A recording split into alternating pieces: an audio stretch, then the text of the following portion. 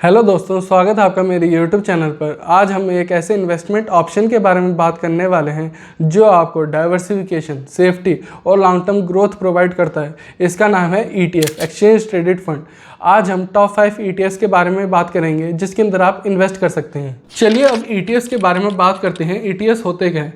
ETFs एक basket होता है बहुत सारे स्टॉक्स का जो ट्रेड होता है मार्केट आवर्स के अंदर। जैसे स्टॉक्स ट्रेड होते हैं वैसे ETF ट्रेड होता है और इसके अंदर बाइंग और सेलिंग किसी भी टाइम आप कर सकते हैं जो मार्केट आवर्स होते हैं उसके अंदर। और ये अपने या तो इंडेक्स को फॉलो करता है या कमोडिटी को फॉलो करता है या ये किसी सेक्टर को फॉलो करता है, जैसे कि निफ्टी 50 हो गया, सिल्वर हो गया, गोल्ड हो गया या IT सेक्टर हो गया। चलिए अब बात करते हैं कि ETF के अंदर इन्वेस्ट करना क्यों अच्छा ऑप्शन है। अगर आप किसी ETF के अंदर इन्वेस्ट करते हैं तो आपका पैसा किसी सेक्टर के अंदर उसके जो अच्छे स्टॉक्स होते हैं उसके अंदर इन्वेस्ट करा जाता है, जिसकी वजह से आपका रिस्क बहुत कम हो जाता है और आपको डेली मॉनिटरिंग की ज़रूरत नहीं पड़ती है। अगर आप किसी स्टॉक के अंदर इन्वेस्ट कर रहे हैं तो आपको डेली मॉनिटरिंग की ज़रूरत पड़ती है और ये आपको पैसिव रिटर्न्स कमा के देता है लॉन्ग टर्म के अंदर। अब बात करते हैं मेन टॉपिक पर, टॉप 5 ETFs जिनके अंदर इन्वेस्ट करा जाए। चलिए अब निफ्टी 20 के बारे में बात करते हैं।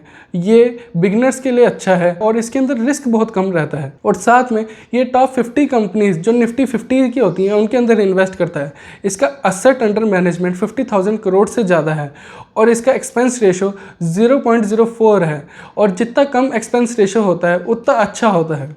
चलिए अब बात करते हैं PSU बैंक 20। ये भी निपॉन इंडिया का ETF है और ये सिंपली फोकस करता है PSU बैंक्स के ऊपर, जो सरकारी बैंक हैं उनके ऊपर फोकस करता है और इसके अंदर रिस्क ज़्यादा रहता है एज़ कम्पेयर टू निफ्टी 20 से।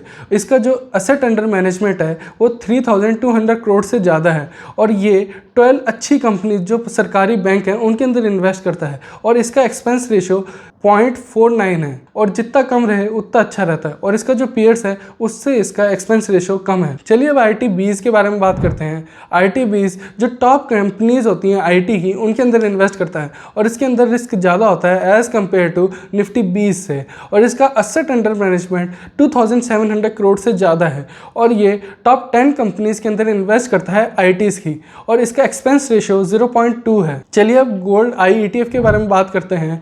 ये ICICI प्रूडेंशियल का ETF है और ये मेन फोकस इसका गोल्ड ETF के अंदर इन्वेस्ट करना होता है।